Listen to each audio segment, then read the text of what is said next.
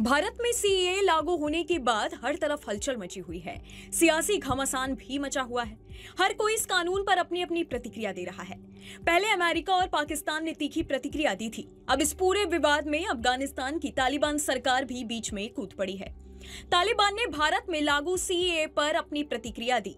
तालिबान ने अपनी पहली प्रतिक्रिया में भारत से मांग की है कि सीएए कानून का लाभ ऐसे सभी लोगों को मिलना चाहिए जो जुल्म के शिकार हैं, फिर वो चाहे किसी भी धर्म का हो। ऐसा माना जा रहा है कि उनका इशारा मुस्लिमों की ओर था। मीडिया रिपोर्ट्स के मुताबिक कतर के दोहा में स्थित तालिबान के राजनीतिक कार्यालय की तरफ से यह दावा किया गया है कि अफगानिस्तान में सिखों और हिंदुओं के साथ कोई भी जुल्म नहीं हो रहा है। द वायर को दिए इंटरव्यू में एक तालिबानी प्रवक्ता ने कहा कि यह कानून सभी के लिए होना चाहिए, फिर चाहे वो मुस्लिम हो, हिंदू हो या सिख। ये उन सभी के लिए होना चाहिए जो अपने देश में जुल्म का शिकार हुए हैं।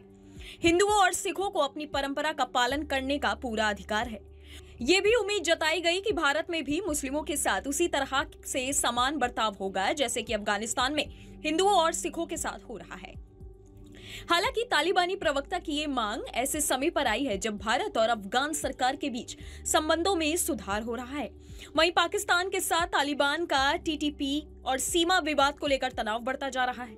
इस बीच सीएए को लेकर पाकिस्तान ने जमकर भारत पर निशाना साधा। पाकिस्तान ने कहा है कि भारत का सीएए कानून भेदभावपूर्ण है और ये मोदी सरकार के एजेंडे का हिस्सा है। पाकिस्तान ने दावा किया कि सीएए कानून लोगों की आस्था के आधार पर भेदभाव करता है। पाकिस्तान ने यह भी दावा किया कि अल्पसंख्यकों को लेकर भारत उन्हें बदनाम करने की कोशिश कर रहा है।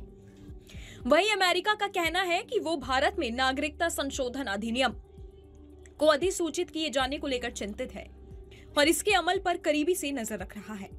अमेरिकी विदेश मंत्रालय के प्रवक्ता मैथ्यू मिलर ने अपने दैनिक संवाददाता सम्मेलन में कहा कि धार्मिक स्वतंत्रता का सम्मान और सभी समुदाय के साथ कानून के तहत समान व्यवहार मौलिक लोकतांत्रिक सिद्धांत है।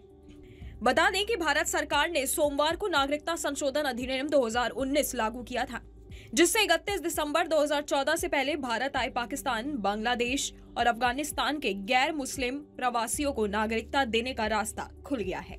भारत सरकार का कहना था कि सीएए पर भारतीय मुसलमानों को किसी तरह की चिंता करने की जरूरत नहीं है, क्योंकि इस कानून का भारतीय मुसलमानों पर कोई असर नहीं होगा। उनके पास अपने समक्ष हिंदू भारतीय नागरिकों के बराबर का ही अधिकार है।